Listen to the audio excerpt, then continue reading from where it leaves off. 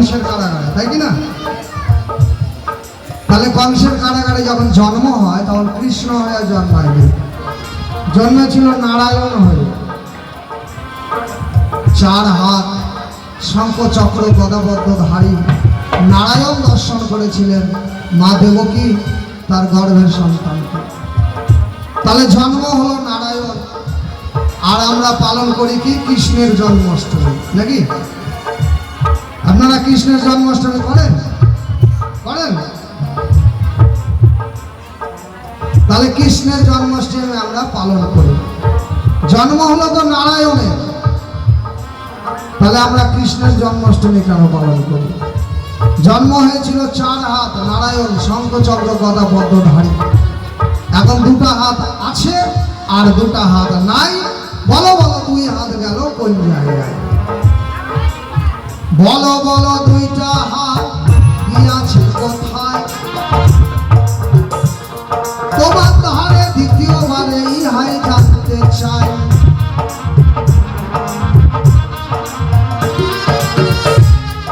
তারপরে কৃষ্ণ হলো চোরের সর্দার। অগ শুভ স্বামী তোমারে জানাই, ছোটবেলায় মনি মাখন চুরি করে নিজে খায়।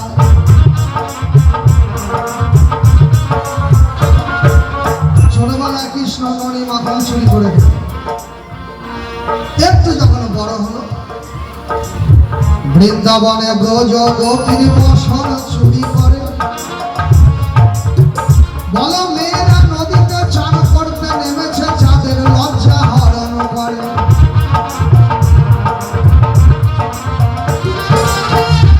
আচ্ছা, পাড়ার বউ বেটিরা মনে করেন আপনাদের এই জোর গোবিন্দ ঘাটে, নদীর ঘাটে বা রায়পুর ঘাটে বউ বেটিরা চান করছে, কাপড় চোপড় খুলে রেখেছে, কেউ ছায়া পরে নেমেছে তো কেউ গামছা পরে নেমেছে। এবার আমি যদি কিনারে যে সব মেয়েদের শাড়ি জামা কাপড় ফ্রক এসব চুরি করে নিয়ে আসি, আমাকে লোকে ভালো লোক বলবে? বলবে না যে আগে উজ্জ্বল দাস বাবুকে এই গাছের সঙ্গে ভেঙে ঠাটা, তারপরে দেখছি হরি বল হরি বল। মেরে দিলে আমার ছাল টাল ছিলে নেবে না বাবা এই কাজ করলে। আসলে কৃষ্ণ হচ্ছে রাজার বেটা, কিনা নন্দ রাজার বেটা, বলার কেউ না। তাইতে ছোটবেলায় ননি মাখন চুরি, বড় হয়ে ভোজ গোপীর কাপড় চুরি করে। হে শুভ স্বামী তোমার স্বামী চোর, তোমার কৃষ্ণ চোরের সর্দার আমি বলি আজ আস করে।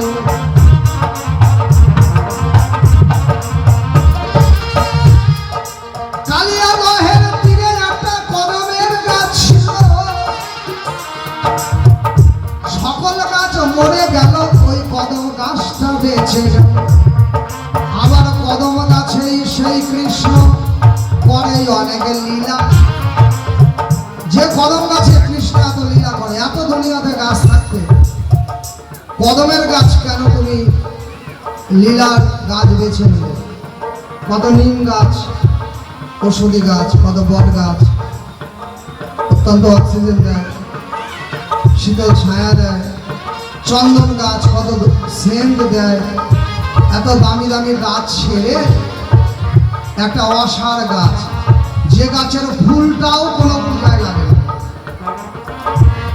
বলেন তো বাবা, কদম ফুল কোনো পূজায় লাগে? কোনো ঠাকুরের পূজায় লাগে? দেখতে কিন্তু খুব সুন্দর লাগে। হ্যাঁ, কদম ফুল লাগে। কোন কদম লাগে? যদি কেউ শোলা দিয়ে বানায় তাহলে শোলার কদম ফুল দিয়ে মানুষ বাড়ি ঘরে টাঙায়। কিন্তু যেটা আসল কদম ফুল সেইটা কেন কোনো ঠাকুরের পূজায় লাগে না। এই তো তোমার ধারে আমার রইল জিজ্ঞাসা, সঠিক করে জবাব দিয়ে ঘুরাবে আশা। তবে প্রথমবারে আমি কেন বলবো বেশি বেশি, বেশি বলে কেন আমি হতে যাব দোষী। আমি এইখানেতে এই প্রথম তত্ত্ব সাক্ষ্য করি, চাঁদ বদনে ঠাকুর বিশ্বকর্মা প্রেমানন্দে সবাই মিলে একবার বলুন হরি হরি।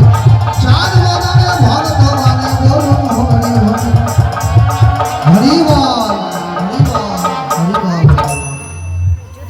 আসবে এবার সুখ স্বামী, স্বামী বড় দামি, দেখি কোন ভাব।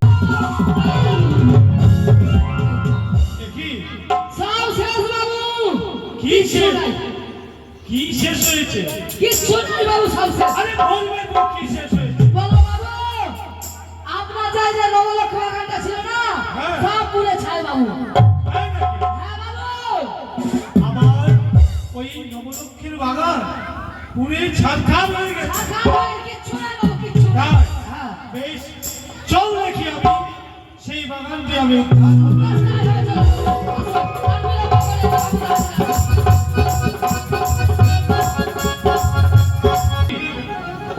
আমি যেন এই বাগানটি উদ্ধার করতে ব্যর্থ হয়ে গেলাম। না, আমি বুঝতে পেরেছি ওই এক চক্ষু কানি বেটি যেন ছলনা করে আমার কাছ থেকে সেই মহাজ্ঞান মন্ত্র হরণ করে ফেলেছে। তাই তো আমি নিরুপায় হয়ে গেছি। না না না, তাহলে এই বাগান আমি কিভাবে উদ্ধার করি? হ্যাঁ, আমার মনে পড়ে গেছে আমার মিত্র রয়েছে নিশুনিনগরে। সেই ওই মিত্রকে আমি আনয়ন করব, এমনকি আমার এই নবলক্ষের বাগানকে উদ্ধার করব। এই কোথায় নকরি বাবু চল, বলেন এই মুহূর্তে তুই নিশুনিনগরে যাবি। কেন বাবু? সেইখানে আমার মিত্র রয়েছে ওঝা ধনঞ্জলি। জানিস না করি? হ্যাঁ বাবু বলেন। সেই দিন তুই আমাকে কিছু বললি না, তাই একটি ওই মনসা আজ আমায় নিঃস্ব করে ফেলেছে। আমি তো প্রথমেই বলেছি বাবু। ও ছলনা করে আমার মহাজ্ঞান মন্ত্র হরণ করে ফেলেছে। আজকে আমি আমার সেই নবলক্ষের বাগান উদ্ধার করতে পারলাম না। হ্যাঁ বাবু। তাই তুই এই মুহূর্তে ছুটে যাবি সেই নিশ্চনীনগরে, গিয়ে আমার কথা বলবি। বাবু পাঠিয়েছি, আপনার বিশেষ দরকার। ঠিক আছে, এই মুহূর্তে বাবু আমি আসছি বাবু, চলে যাচ্ছি। যা, ছুটে যা। হ্যাঁ বাবু। ঠিক আছে। যান, বাবুর আদেশ আমাকে পালন করতে হবে। তাই অনুগ্রহ কর, তাই আমি দাঁড়িয়ে দাঁড়িয়ে যাব। আমি দাঁড়িয়ে দাঁড়িয়ে যাব। দিল্লিতে বসে গেছে, ট্রেনের কোনো আওয়াজ নাই। বাঁচাও সাধু বাবা, তুমি বাঁচাও সাধু বাবা, বাঁচাও সাধু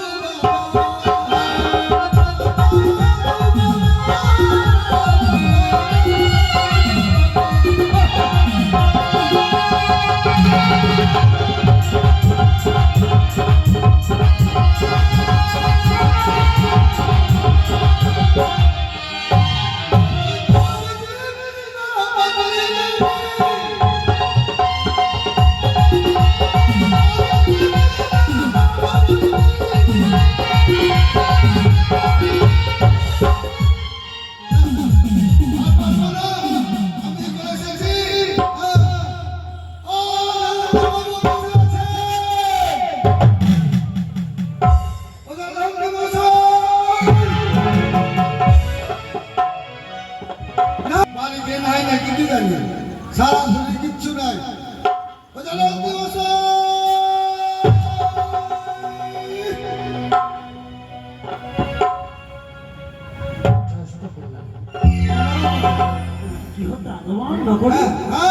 বাবুর আদেশ, আপনাকে নিয়ে যেতে এসেছি। কোথায়?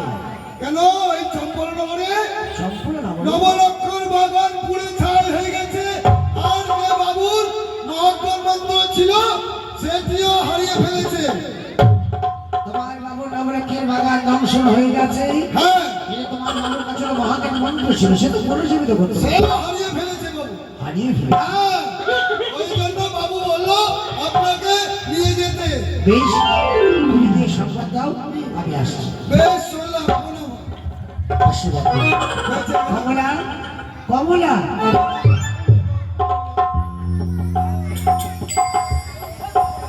কমলা,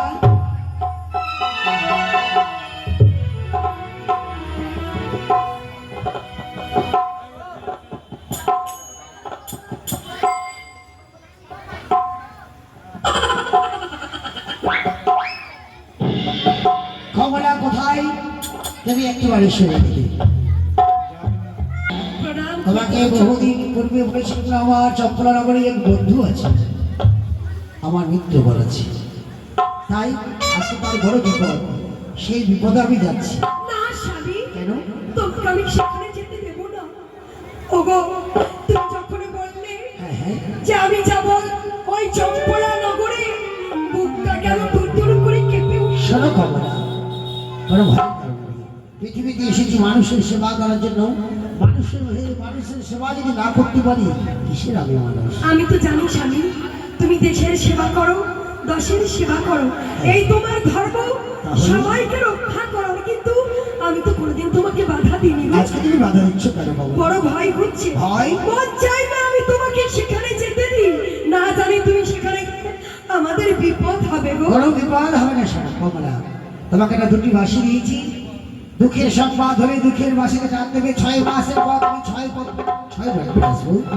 আর যদি কোনো সুখের সংবাদ হয়, সুখের বাসিতে টান দেবে, আমি 6 মাসের পর 6 বার বেশ স্বামী, তাহলে চলো আমি নিজেই তোমাকে বিলম্ব হয়ে গেল।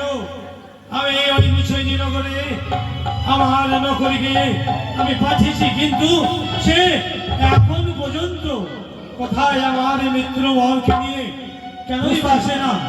না দেখি আমি অন্তঃপুরে যা ভূষণে দৌড় করে আমি ব্রাহ্মণী বিস্তার করেছি। সাধে ওই ধনন্তরী পথ আগলে ধরে তাকে প্রেম বাক্যে বসে বলবো, সেই যদি আমার ভালোই কথা শুনে তার হবে মঙ্গল, নইলে হবে অমঙ্গল। তাই তো বিলম্ব নয়, ওই তো ধনন্তরী আসে, আর বিলম্ব নয়, তার পথ আগলে আমি ধরবো।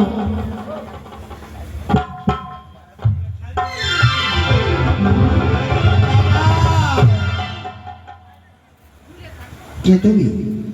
আমি হ্যাঁ। তার পূর্বে বলো তুমি কে?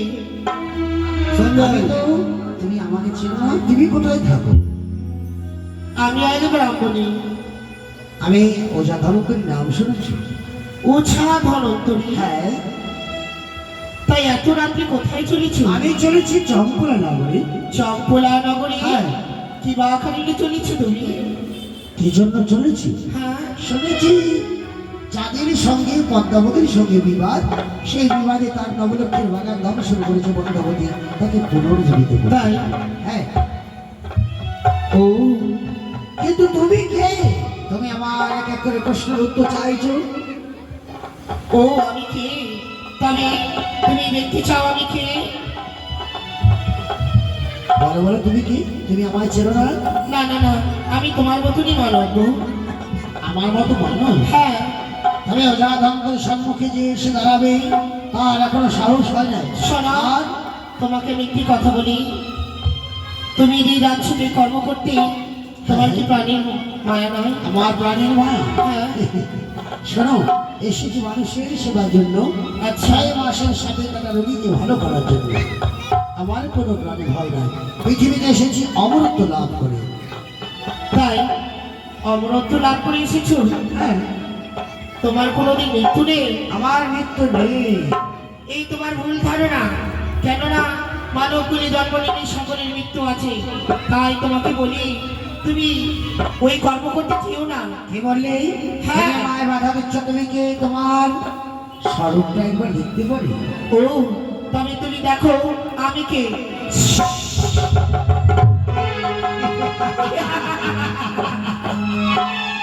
পদ্মাবতী? হ্যাঁ, আমি পদ্মাবতী। তুমি আমার ভগিনী হয়ে আমার সম্মুখে দাঁড়িয়েছো, শোনো। আর তুমি আমায় বাধা দিচ্ছ কেন?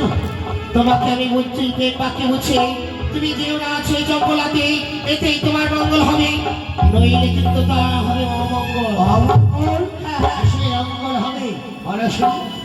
শোনো, আজ আমার চাঁদের সঙ্গে রয়েছে মান সমান। তাই তো বলি, তুমি যেও না তুমি চম্পলাতে। আর আমি যদি যাই তাহলে কি হবে? তুমি যদি চাও, হ্যাঁ, তুমি যদি চাও, তবে তোমাকে আমার পরীক্ষা দিতে হবে। বর্ধমানে এক প্রাণ বন্ধু আমায় স্মরণ করেছে, আমাকে যেতে হবে। তাই তুমি তোমার যত পরীক্ষা দিতে বর্তমান। শোনো, তুমি যদি আমার পরীক্ষায় উত্তীর্ণ হও, তবে তবে আমি জানবো তুমি মহা ওঝা হ্যাঁ। নইলে ভণ্ড তুমি। বেশ, হ্যাঁ, তোমার কি পরীক্ষা আছে বলো? বেশ, ওই দেখো সম্মুখে দেখা যায় বাটবৃক্ষ। ওই বাটবৃক্ষকে আমি পুড়িয়ে ছাড় করে দেবো, ছাড় করে তার মধ্যে তোমাকে প্রাণ সঞ্চয় করতে হবে। বেশ, এই নাও। পুড়ে শেষ হয়ে যাবে তাই না? হ্যাঁ, ছাই হয়ে যাবে। এবার দেখো পদ্মাবতী, তোমার সামনে সেই বৃক্ষটি আবার দাঁড়িয়ে যাবে। দেখি তুমি কি করে পারো। দেখি দেখি করে সম্ভব। সেই বৃক্ষকে আমি পুড়িয়ে ছাড় করে দিয়েছিলাম, পুনর্বায় যেন তার প্রাণ ফিরিয়েছে। আর কোনো তুমি পরীক্ষা আছে তোমার? এখন তোমাকে বলি তুমি ছিল না। শোনো, তুমি যখন আমাকে একবার পরীক্ষা করেছো, তুমি আর শত বাধা দিলেও তুমি আমাকে পারবে না। আমি চাঁদের আলাই যাবো, আর যদি তোমার পরীক্ষা থাকে তুমি করতে। শোনা, এই মধ্যে আমি একটি মক্ষিকা মারবো। হ্যাঁ হ্যাঁ, এই মক্ষিকার মধ্যে তুমি প্রাণ যদি সঞ্চয় করতে পারো তাহলে তবে আমি মানবো তুমি মহা ওঝি। বেশ, পক্ষীটাকে মারো। এই নাও। তুমি মেরে এই দিয়েছো। দেখো আমি একটি মক্ষিকা মেরেছি। হ্যাঁ, হ্যাঁ। এর মধ্যে তোমাকে প্রাণ সঞ্চয় করতে হবে। বেশ, তোমার হাতের উপর রাখো। এই দেখো সম্মুখে তোমার পক্ষীটা উড়ে যাবে। সে কি? তাই তো জানো, প্রাণ পেয়ে ওই মক্ষিকা উড়ে গেল। না না না, ধরন্তরী, শোনো পদ্মাবতী, তুমি আমাকে একবার নয় দুইবার পরীক্ষা করেছো। আর কোনো পরীক্ষা আছে তোমার? হ্যাঁ, বেশ, আর পরীক্ষা রয়েছে। এই আমার পরীক্ষা। আমি এই মধ্যে 3টি গণ্ডি রেখে দেবো। হ্যাঁ হ্যাঁ এই গণ্ডি অতিক্রম হয়ে এই গণ্ডি পার হয়ে যদি তুমি যেতে পারো হ্যাঁ, তবে আমি পারবো। তোমার পথ ছেড়ে দেবো। বেশ, তোমার পক্ষী তুমি এগিয়ে দাও। এই নাও।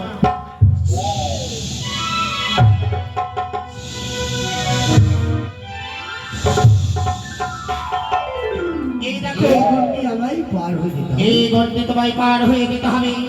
যদি না যেতে পারো তুমি পুরী ভস্য হয়ে যাবে। বেশ, বেশ, তোমার সম্মুখে আমি পার হয়ে যাব। আর যদি আমি পরীক্ষায় দুটি উত্তীর্ণ হয়েছি, এটাও পরীক্ষা উত্তীর্ণ হবো। তুমি যদি পরীক্ষায় উত্তীর্ণ হয়ে যাও হ্যাঁ। তবে তোমার পথ ছেড়ে দেবো। বেশ বেশ, জয় শিব শম্ভ, জয় শিব শম্ভ। শোনো পদ্মাবতী, তুমি আমাকে একবার নয় দুইবার করেছো। দুই রাতের অংশে জন্মগ্রহণ করেছো। পদ্মাবতী পড়ে আছে ধুলি ভোলা। এই ধুলি ভুলি তোমার অঙ্কে মুখ করে ছড়িয়ে দেবো। তুমি যদি থাকতে পারো ভালো জন্ম দেবী। তুমি কোনো নোটে। বেশ, আমি তোমার এই ধুলি করা মন্ত্র পেতে তোমার অঙ্গে ছড়িয়ে দেবো। না! একে একে এত শক্তিদার তোমায় আমি এখনো বলি তুমি আমার পথে বাধা হয়ে দাঁড়ায় না, নইলে এর পরিণাম হবে বড় ভয়ঙ্কর। বেশ, বেশ, তোমাকে আমি দেখে নেবো ধনন্তরী। তাই হবে। তুমি আমার পথের কাটা হয়ে দাঁড়িয়েছো, হ্যাঁ। তোমাকে আমি মুছে দেবো, মুছে দেবো। দেখি না, কাল বিলম্ব হয়ে গেল। বিলম্ব না করে আমি যাই ছুটে ছাদে লাগাবো। তবে আমার নকরি হয়তো কোনো পথ ভ্রষ্ট হয়েছে নাকি? না, মিশনীনগরে যাইনি। না না না না, অনেক বিলম্ব হয়ে গেল। কোথায় আমার সে মিত্র বড় আসে না, আর নকরিও আসে না। হ্যাঁ বাবু, চলে এসেছি প্রণাম বাবু। রাস্তাতে একটু বিলম্ব হয়ে গেছে তো, রাস্তাতে একটু দেরি হয়ে গেল। সুস্বাগত, সুস্বাগত, সুস্বাগত। প্রণাম ওই মিত্র বড়। মিত্রবর, এত তাড়াতাড়ি এত মহামূল্য বস্তু অবহেলায় হারিয়ে দিলে? আর বলছেন ওই ছলনাময়ী পদ্মাবতী ছলনা করে এক অপরূপ সুন্দরী কন্যা সেজে, আর জানোই আমি একটু গান একটু সঙ্গীত সত্যি ভালোবাসি। ভালোবাসি। বেশ, সে আমায় এমন মোহিত করে দিল অত দিয়ে কথা বলে লাভ নেই। চলো না প্রাণ নবরত্ন আমার সে মহাগান মন্ত্র হরণ করে দিল। কোথায় না করি, না করি। এক কলস গঙ্গাবাড়ি চলো। চলো আমার সাথে চলে এই যে দেখেন যেন মহা শ্মশানে পরিণত হয়ে গেছে। শোনা মিত্র, এগুলো সমস্ত ফিরে যাবে। বেশ, নকরি বলো। এই যাও,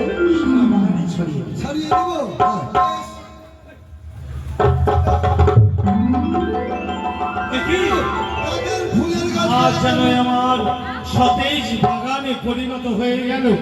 বাহ, সত্যি মিত্রবর, বলুন। আপনার এই উপকারের কথা আমি কোনোদিনই ভুলবো না। যদি কোনোদিন কোনো আমার প্রয়োজন হয় তৎক্ষণাৎ আমায় স্মরণ করবে। অবশ্যই মিত্রবর, আমি তাহলে আসি। বেশ, যোগাযোগ করবেন। ঝলযোগ যার আমি বাড়িতে প্রথম রোগী দেখতে যাই, তার বাড়িতে আমি যোগাযোগ করি না। বেশ, আপনি তাহলে অন্য সময়।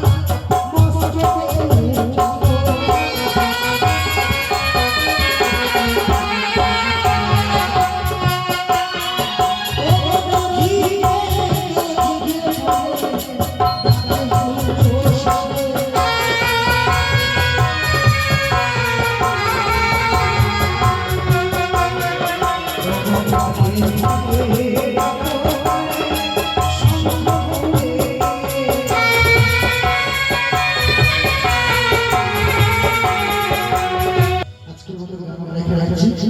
আগামীকাল আমাদের সর্বপ্রথম হবে উজাগরী বধ।